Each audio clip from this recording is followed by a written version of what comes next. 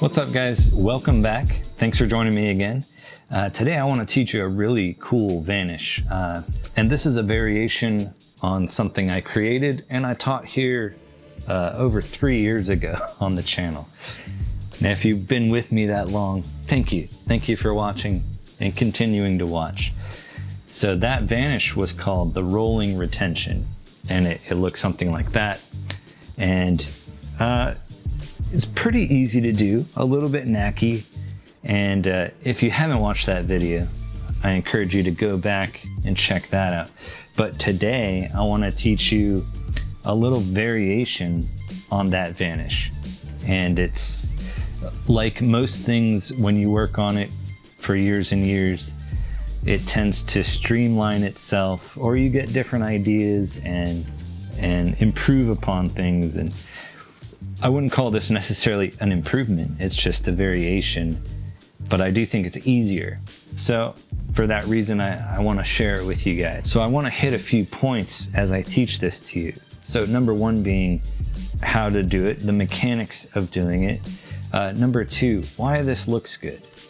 And then number three, kind of the history of how this came to be and what it's related to. So first, let's get into how to perform this. So to begin,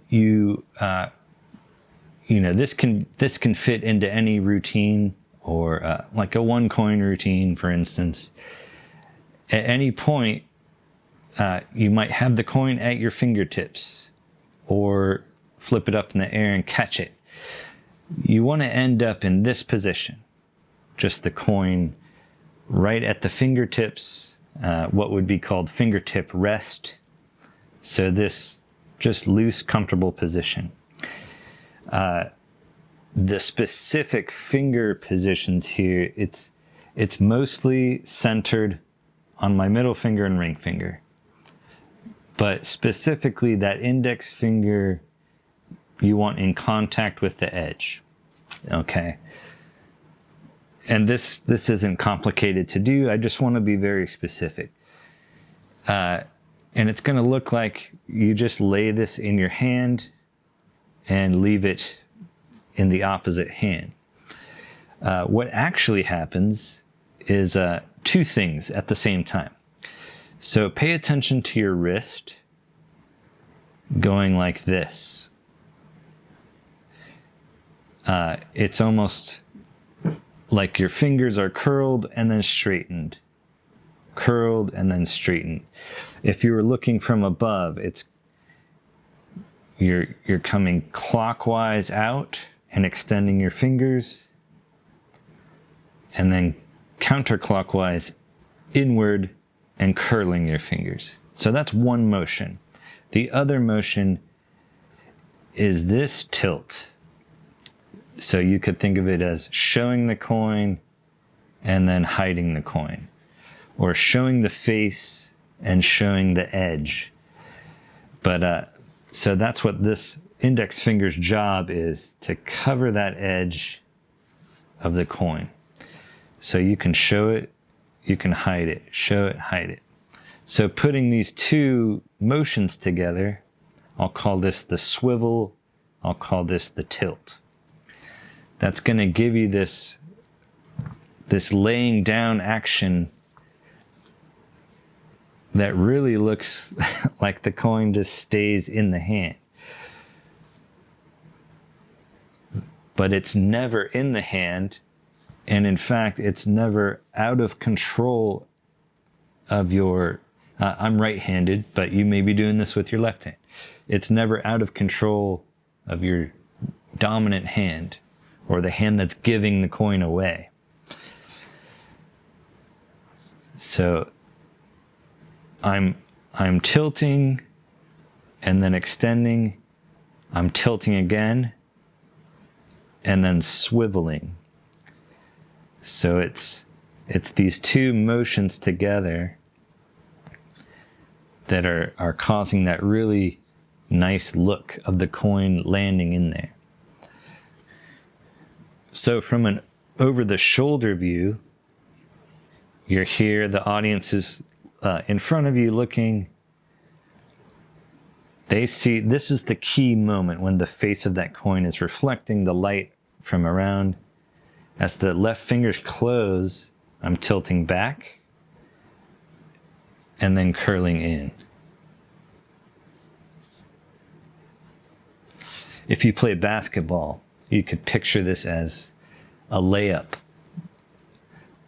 It's kind of a, for me, it's a similar feel. And I'm just like a recreational basketball player.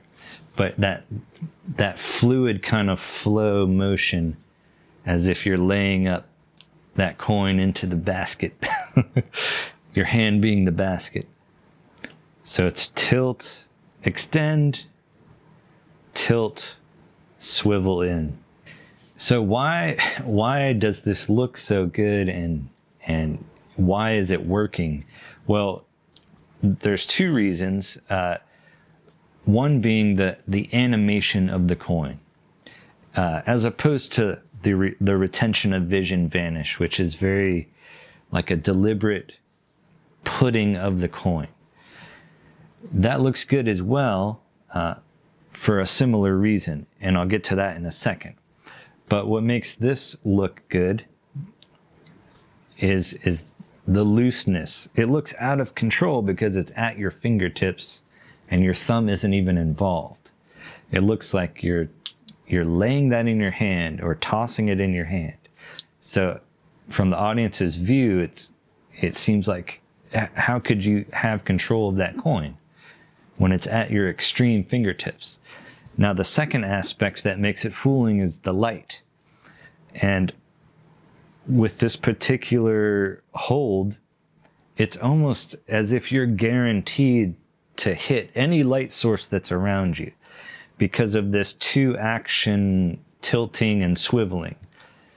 I'm tilting forward and back, but I'm also swiveling in and out. So it almost doesn't matter if you have a light overhead or not, or to the side or not.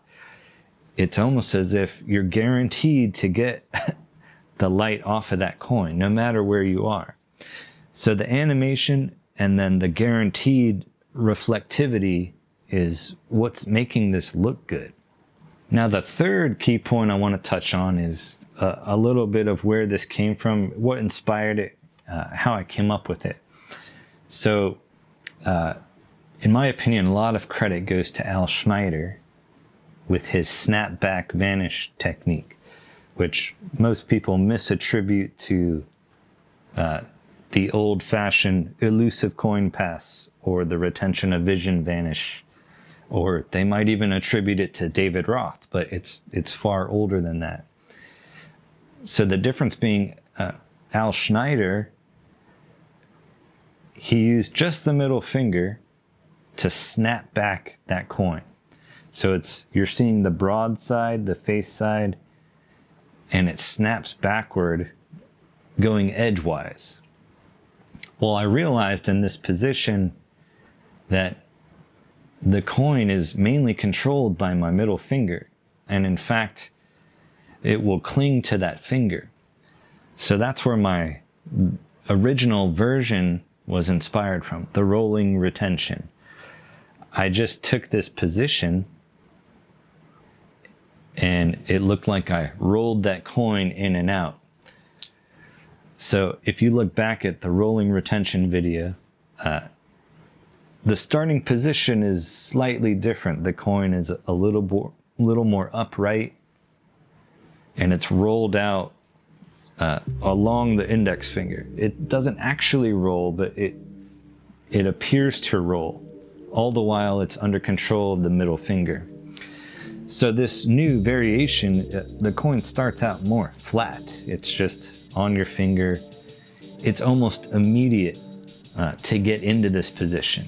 You can be doing anything with the coin and it can immediately be in this position. But with this tilt and the swivel action, which is very much similar to the original, it's just much easier to hit that reflectivity and not to fumble the coin. A lot of people were asking me on pointers because they were trying to over exaggerate this movement, and the point was you're not rolling it, it's just stuck to your middle finger. So another thing I want to give credit to Monty Cook. I don't know if that's his real name, but he left a comment on the rolling retention video that I should name this the Rick Roll. And so that is what I'm naming this variation, the Rick Roll retention. If you're not famous with that, if you're not familiar with that meme, just look it up, Rick Roll. And I think that's a funny and fitting name for this. And honestly, I'm using this little variation more now than ever over the original. So wanted to share it with you all today. And it's easy to do and it's super effective. And I hope you have fun practicing that. So stay tuned for the next video because I'm back.